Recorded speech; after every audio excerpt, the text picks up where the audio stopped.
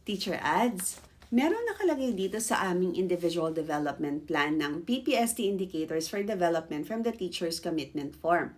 Para saan ba ito at ano ba ang inilalagay namin dapat dito? Okay? Para saan muna ito? Ito po ay para sa mga teachers na gustong magpa-promote pero hindi umaabot ang rating nila doon sa required ratings para sa position na kanilang ina-applyan.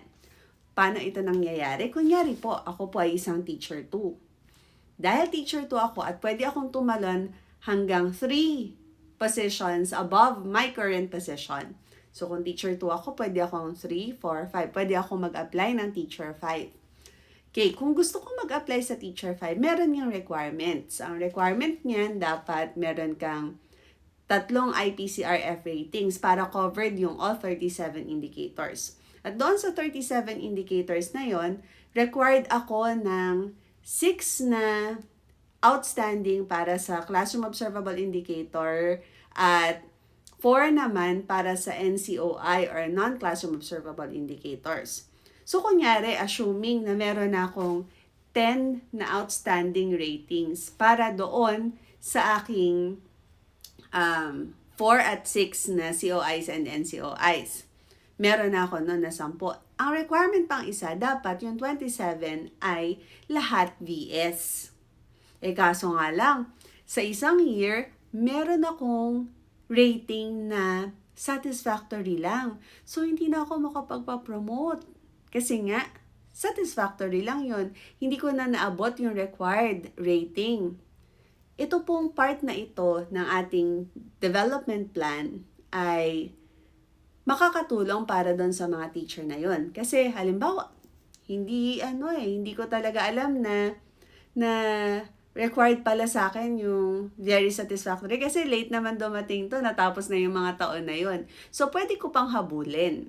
Okay? So, yung indicator na yun na nakakuha ako ng satisfactory ay pwede kong i-commit ngayong school year na ito, nahuhusayan ko para mag-improve yung aking rating na nauna. Okay, pero lilinawin lang natin na yung rating na makukuha natin dito ay hindi po kasali sa magiging rating ng ating IPCRF for this school year. Kumbaga, additional po ito na PPST indicator or objective para ngayong taon na ito, nagagawin mo rin kasi nga nag-commit ka na papataasin mo ang rating mo na dating S to VS man lang sana. Or di ko lang alam kung pwede mo pa maging O yun, pero to VS man lang sana. Okay? Pwede naman iyon. Ilang objectives or indicators ang pwede kong i-commit? Pwede po hanggang 3. Okay, teacher, pwede ba na unsatisfactory ako tapos gusto ko sana magpa-promote? Unsatisfactory ako sa year 1 ko hindi ko naman mahabol kasi nasa year 3 tayo ngayon. Hindi na po pwede kasi po 1 level down lang yung pwede. So, ang 1 level down lang ng VS ay satisfactory. Kung ikaw ay unsatisfactory doon sa isang indicator, hindi yun pwede. Okay? So, ngayon, kung halimbawa ikaw, 1 hanggang 3, meron kang S, gusto mong ma-promote next time, pwede naman po. Ilagay nyo lang po doon sa ating part na ito at dapat po yung form na tama, meron din kayo. Napagkasunduan po yan ng inyong rater at kayo po, alam po dapat nila kung ano yung gusto nyo habulin for this school year. So, i-improve nyo po yung rating na yon sa pangako na gagawin nyo siya sa dulo ng school year ay mag-i-improve po kayo. So, ulit hanggang ilan? 3.